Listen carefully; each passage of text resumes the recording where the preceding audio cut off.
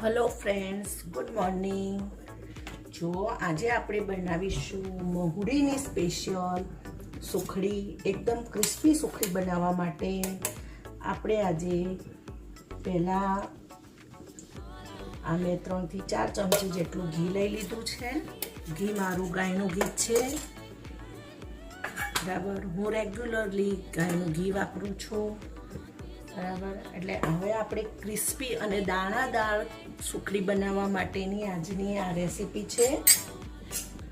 Normally બધા પહેલાં ગોળ શેકતા હોય છે અને પછી લોટ નાખતા હોય છે, તો એ પણ સુખડી સરસ જ બને છે. પણ મારી આ સુખડી આજે અલગ રીતની છે, તો તમે વિડીયોને એન્ડ સુધી જોજો, બરાબર. જુઓ, આપણે ઘી થઈ જાય એટલે પહેલાં મેં આ 1 વાટકી ઘઉંનો લોટ લઈ લીધો છે અને પહેલાં આપણે લોટને શેકી દેવાનો છે. જરૂર લાગે તો આપણે ઘી એડ કરીશું, બરાબર.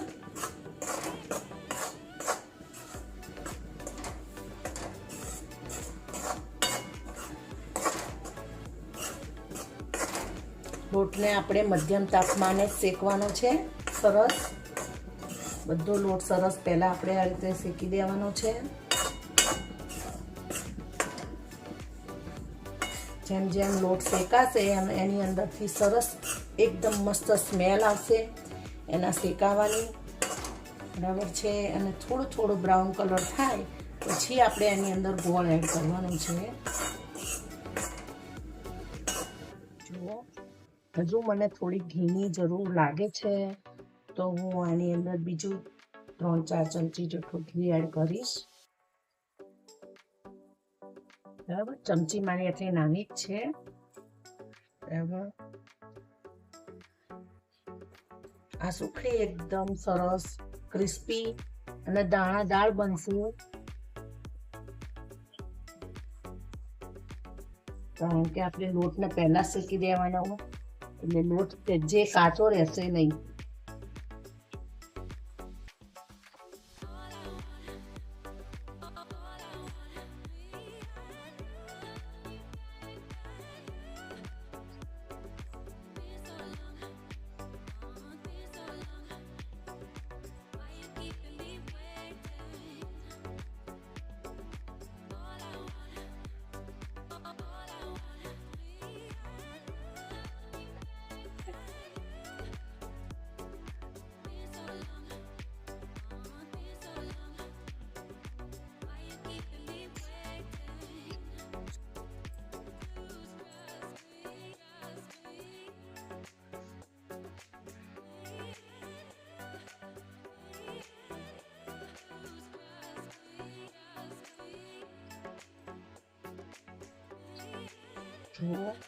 લોટનું પ્રમાણ આ રીતનું લાવવું જોઈએ, લોટનું કન્સિસ્ટન્સી આવી રીતની લાવવી જોઈએ. આ રીતની જો આપણે આમ દબાઈએ એટલે થોડુંક આમ શીરા જેવું લાગવું જોઈએ, બરાબર. હવે આપણો લોટ શેકાઈ ગયો છે.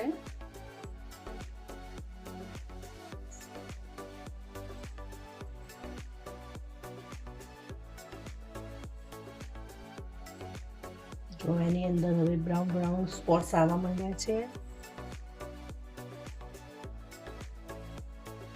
એકદમ ધીમા તાપમાને કરવાની છે આપણે.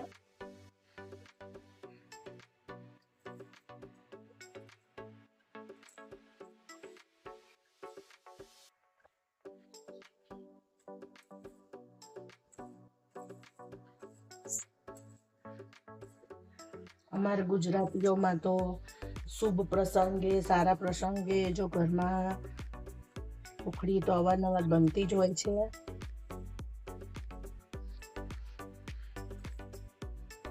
સુખડી હેલ્ધી પણ છે ખાવામાં, કારણ કે ગોળ છે અને ઘઉંનો લોટ છે. કોઈ બહારનું કોઈ જ વધારાની કોઈ આર્ટિફિશિયલ કલર કે પ્રોડક્ટો યુઝ કરવામાં આવતી નથી. એટલે આ સુખડી તો ખરેખર તમે બનાવો તો બેસ્ટ છે. કોઈ પણ બીજી બહારની કોઈ પણ ફૂડ પ્રોડક્ટની જગ્યાએ તમે સુખડી બનાવીને ખાઓ તો બહુ સારું કહેવાય. એ હેલ્ધી પણ છે અને તમારો કોઈ પણ સારા પ્રસંગને મીઠાશ પણ આપે છે, મોં મીઠું કરવા માટે આ ઉત્તમ પ્રોડક્ટ છે, ઉત્તમ વસ્તુ છે. બરાબર.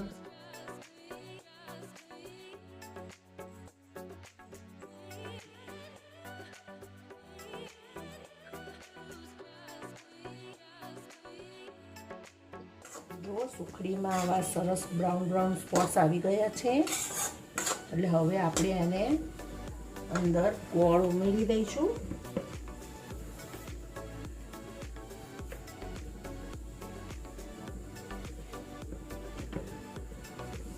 ગોળ આપણે જેટલો લોટ લીધો છે એટલો જ ઉમેરીશું.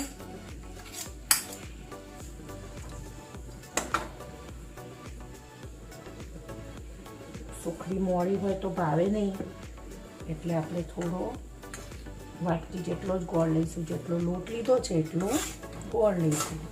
હવે એને સારી રીતે મિક્સ કરી દઈશું. જો આ રીતે લોટ સરસ શેકાઈ જાય તો તમને સુખડી ખાવામાં એકદમ ક્રિસ્પી અને મસ્ત લાગે છે, ચાપવી નથી પડતી બહુ.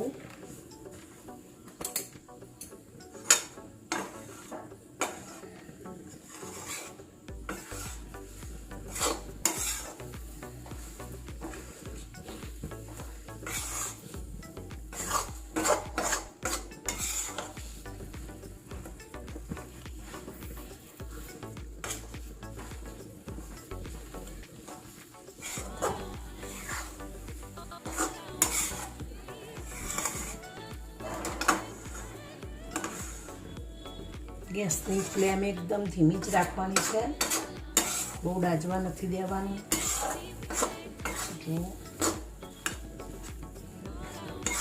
લોટ તો આપણો શેકાઈ જ ગયો છે, બસ હવે ખાલી ગોળને થોડું પીગળવા દેવાનું છે.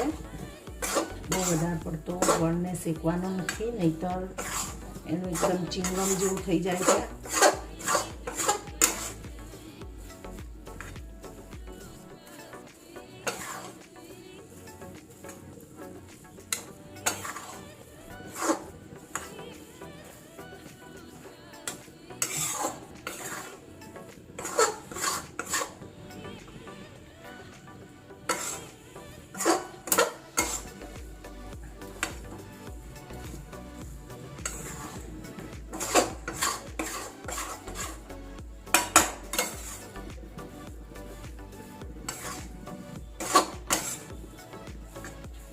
જુઓ આપણી સુખડી સરસ તૈયાર છે. હવે આપણે એને એક સરસ નાની પ્લેટમાં કે થાળીમાં કાઢી નાખીશું અને ઠરવા માટે મૂકી દઈશું.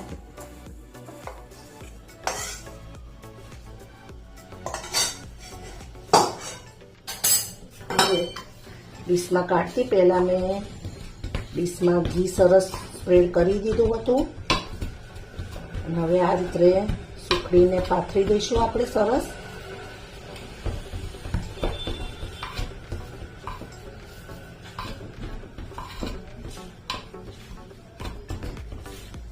લોટ શેકીને બનાવેલી સુખડી એકદમ ક્રિસ્પી લાગે છે અને ખાવાની તો બહુ જ મજા પડે છે.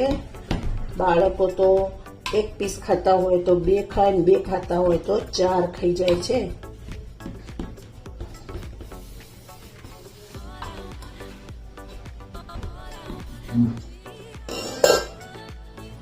જુઓ કેટલી સરસ તૈયાર થઈ ગઈ છે આપણી સુખડી. એની અંદર આ જે બ્રાઉન એ જુઓ કેટલા સરસ લાગે છે. તમે પણ આવી સુખડી બનાવો અને તમારા નાના મોટા પ્રસંગને મધુર અને મીઠા બનાવો. આવજો.